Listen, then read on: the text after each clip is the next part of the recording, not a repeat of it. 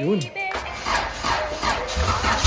Last vlog, pinaandar natin yung makina ni Rhea at success tayo dito. Masaya na rin ako sa naging outcome na alignment ng body. Kaya next step, kailangan na siyang i-prepare para sa pintura.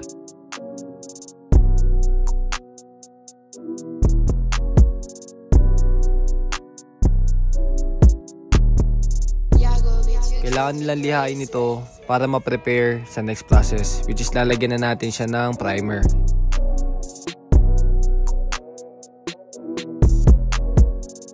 So, oras na guys.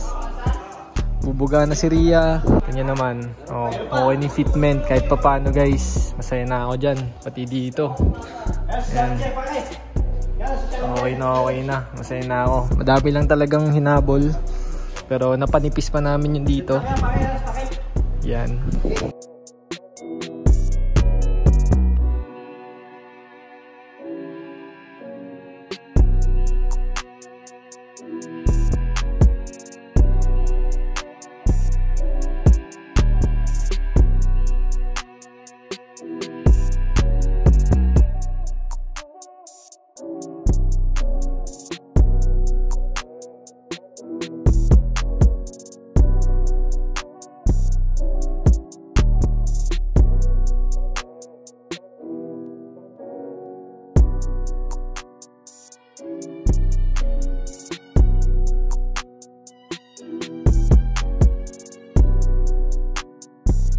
Sa pangalawang beses, nakulayan na ulit natin si Rhea. Unti-unti nakikita ko na malapit na talaga itong project natin. Masaya ako kasi kahit papano naiwasto namin lahat ng pagkakamali at natutunan namin dun sa una naming paint job. Dahil nabugaan na nga ulit yung engine natin, kailangan lang natin i-procure yung pintura para mas maganda yung pagkakatuyo. Makalipas ang ilang araw, hindi na din ako napakali. Nilabas ko na ulit si Rhea. At yan, tutulak namin siya. Ito nga pala yung mga piyesang matagal ko nang inipon. Lahat ng piyesa para sa interior, mga harness bar natin, yung bumper, sidings, lahat ng upuan, at lahat ng trim na kailangan ikabit natin ulit.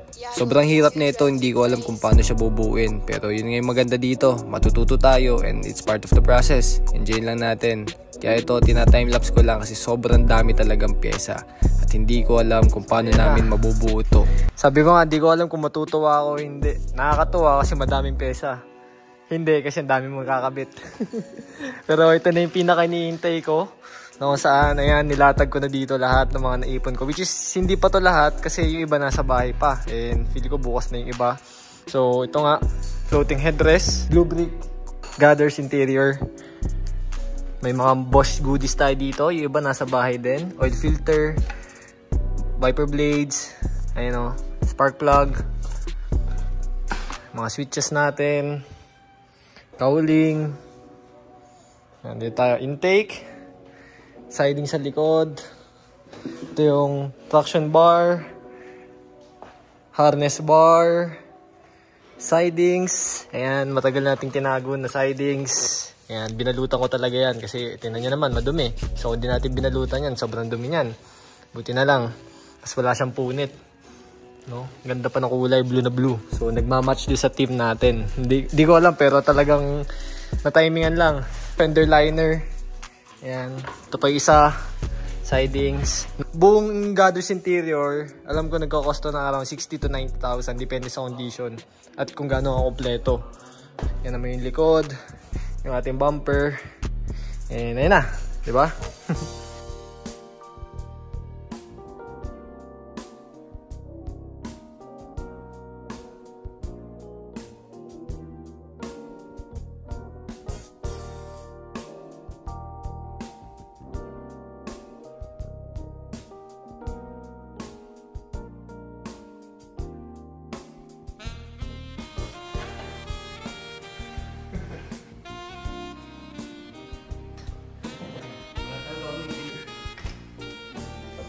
Okay, P. Traction bar. Tapos ngayon si Christian naman. Ayun, nabugaan mo na agad. Bilis ah. Ayan. 16CL lang pala. 16CL. Ano? Pang SIR. Pati disc brake, kayang-kaya, no? Nice. Tsaka na tayo mag-slotted. Sabi. Oo, sunod na yun. P, ano? Ito. Di namin alam kung paano. Kakabit namin yung traction bar. O, tapos dun yung ano no. Yung bracket muna kasi, pre. Kabit mo muna yung... Ito nga, ito yun. Hindi. Bracket Ito. sa mga sasalpakan. Doon sa box. Nasaan? Ito yung box. The magic box. Yan. Yan o.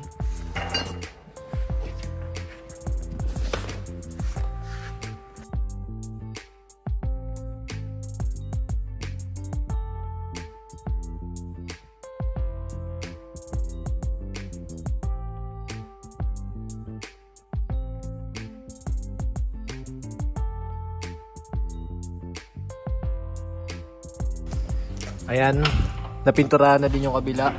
Okay na okay, silver daw nagsisisi kasi medyo naumay na nga ako sa blue. Puro tayo blue, di ba?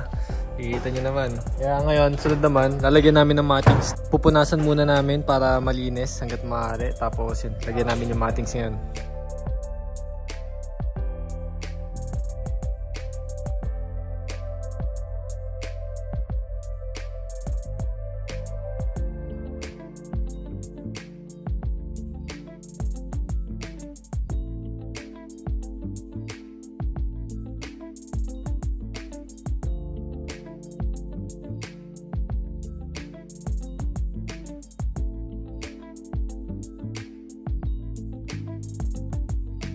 Dapat ikakabit na namin. Ang problema, may tinatamaan siya dito, which is ito ata yung mga ini-edit pa.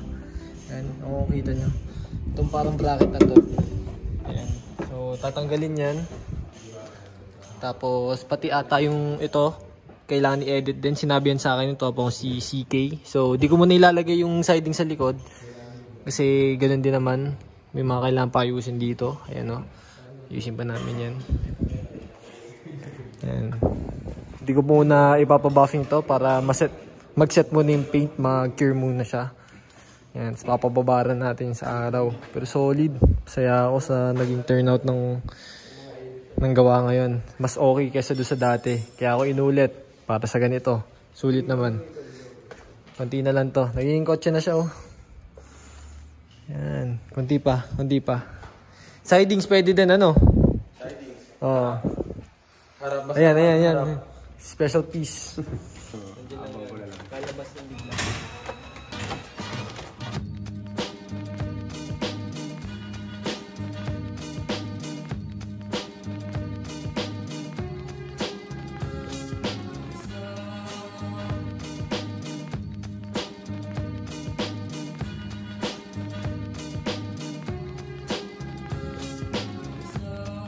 Malikabok pa. Pinagpagan lang namin pero, you know. Let's go! Lagi na. Saya, saya. Diba? Pinapangarap ko lang to. Alright. We interrupt this record to bring you a special bulletin.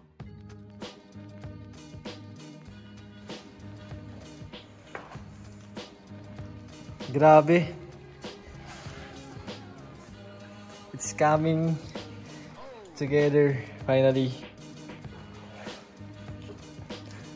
Ngayon, sa sobrang excited guys, wala pa talagang naka-secure dyan. Lahat yan ha. Lahat yan. Gusto lang namin talaga makita na nakasalpak. Lambot no? Hey. Ano na? Pumunta ka bang BRP naman? Oo naman tol. Ano to, bagong hindi ako lang. Wala pa tayong salamin pero ready na tayo dyan. Sarap, sarap naman umupo. Ito yung magiging office natin palagi ngayon. Diba? Lambot. Sarap sa likod din, no? Sige, no? Finally, oh.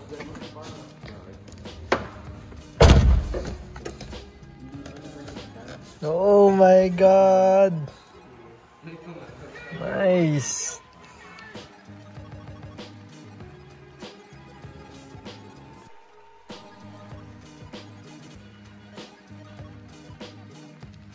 Itong blue brick gathers, lumabas siya sa EG6 kung doon nagkakamali sa Japan. So, may blue brick, may black, may gray, and may purple. At may yellow, pinakamahal. Ayan. So, unti-unti, hindi namin makabit yung nasa likod kasi may kailangan pa tayong i-edit doon, which is gabi na ngayon. Alauna, 2:00 na ata ng madaling araw ngayon. Laging ganitong oras kami nagagawa dito. Tapos, iniisip ko kung i-matte black ko ba to or hayaan na siyang ganyan ng kulay. Tapos, yun nga, may kailangan tanggalin dito. Mag-iingay kasi, kaya di muna namin ikakabit kasi makakabala tayo. At may mga kailangan pang ayusin dito sa likod. Ayan, mga touch up pa yan kahit sa pintura. Pero not bad guys. Unti-unti. Mugs na lang, which is ito, nandito naman. Naka-ready na yung mugs natin, matagal na yan. Lilinisin na lang, sobrang alikabok. Tapos kailangan ko ng gulong, tapos yung moldings para dito. Tapos okay na. Okay na. Konting-konti na lang to, nararamdaman ka na kasi ayun, no? Ubuo na siya. Yung loob, kahit pa paano. Doon dami pa naming pesang hindi nakakabit. Harness bar. Ayan. Pero madadali na to. Nasaan yung before? Hindi pes. At least ano to, sulit. Nasulit lang. Siyempre, binibil ko yung pyesa. Sabit na lang natin ganito para ubusin natin to. Magkabila na. Oo. Parang pang piano to. Oo, no. Slotted na no, pre? Yeah.